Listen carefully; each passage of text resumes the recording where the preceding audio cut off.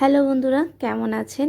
আমার রান্নাঘরের চ্যানেলে নতুন রান্না আজকে একটা চিকেন পাস্তা।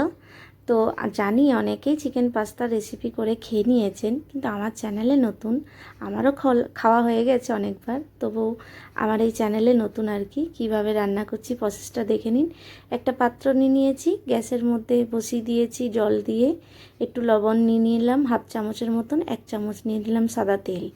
এরপর দিয়ে দেবো পাস্তাগুলো কিছুক্ষণ ভাপিয়ে নেবো, কারণ কিছুক্ষণ না ভাপালে তো পাস্তা রান্না করা যায় না। ভাপাতে অবশ্যই হবে। ভাপিয়ে তুলে নিয়েছি, দেখুন কতটা কীভাবে সেদ্ধ করেছি, হাত দিয়ে দেখিয়ে দিলাম আপনাদের। এরপরে ওপর থেকে দিয়ে দিচ্ছি 1 চামচ সাদা তেল, যাতে একে অপরে না লেগে যায় পাস্তাগুলো, সেই জন্য এইভাবে মাখিয়ে দিচ্ছি তেল দিয়ে। আর চিকেন নিয়েছি, চিকেনটা যত ছোট ছোট পিস করবেন ততই ভালো। হলুদ, জিরের গুঁড়ো আর লবণ আর একটু পাতিলেবুর রস দিয়ে ম্যারিনেট করে রেখে দিচ্ছি। আর সবজি নিয়েছি এখানে ক্যাপসিকাম, পেঁয়াজ কুচিয়ে নিয়েছি, টমেটো, গাজর, কুচানো কাঁচা লঙ্কা, একটু বড় পেঁয়াজের যে কুচানোটা আর টমেটোটা ওটা একটু পেস্ট করে নেব। গ্যাসের মধ্যে কড়া বসিয়ে দিয়েছি, তেল নিয়েছি 2 থেকে 3 চামচ, কুচানো পেঁয়াজটাও দিয়ে দিয়েছি।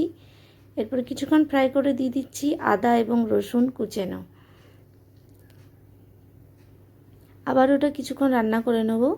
কিছুক্ষণ রান্না করে নিচ্ছি, দেখুন ফ্রাই করে নিচ্ছি। তারপরে যে বললাম আপনাদের পেঁয়াজ আর টমেটো পেস্টটা, সেটাও দিলাম।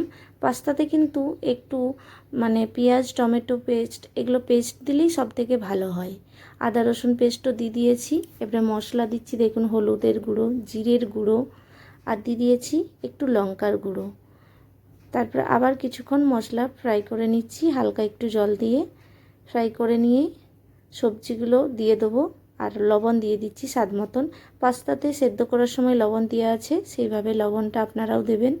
আর এই সবজিগুলো ফ্রাই করে নেবো, কিছুক্ষণ কষিয়ে নেব মশলার সাথে। কিছুক্ষণ কষিয়ে চিকেনটা দিয়ে দিচ্ছি, দেখুন ম্যারিনেট করে যে চিকেনটা রেখেছিলাম সেই চিকেনটা দিয়ে দিলাম। পাস্তাতে কিন্তু চিকেনটা যত ছোট ছোট পিস করে দেবেন ততই ভালো লাগবে। চিকেন পাস্তা আমি বাইরে রেস্টুরেন্টে অনেকবার খেয়ে দেখেছি, অনেক ছোট ছোট পিস করা থাকে। কিছুক্ষণ চিকেন এবং সবজি মশলা দিয়ে কষিয়ে নিলাম। তারপরে দিয়ে দিচ্ছি red chilli sauce, green chilli sauce, তারপর দিয়ে দিচ্ছি টমেটো সস। টমেটো সসটা একটু বেশি দেবেন, 1 চামচের জায়গায় 2 চামচ দেবেন। আর একটু দিয়েছি সয়া সস, সয়া সসটা কমই দিয়েছি, সয়া সস খাওয়া বেশি ভালো না, ওই জন্য কমই দিয়েছি হালকা।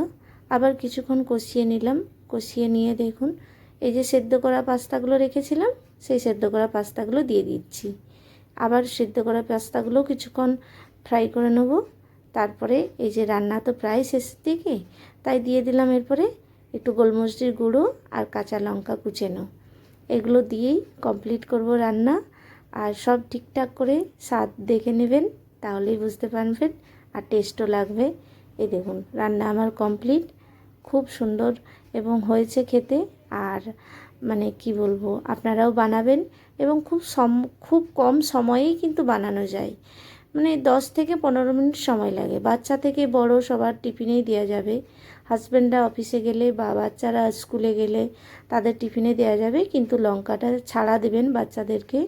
বাচ্চাদের লঙ্কা খাওয়া খেতে পারবে না। তো কেমন লাগলো কমেন্টে জানাবেন। নমস্কার, ভালো থাকবেন।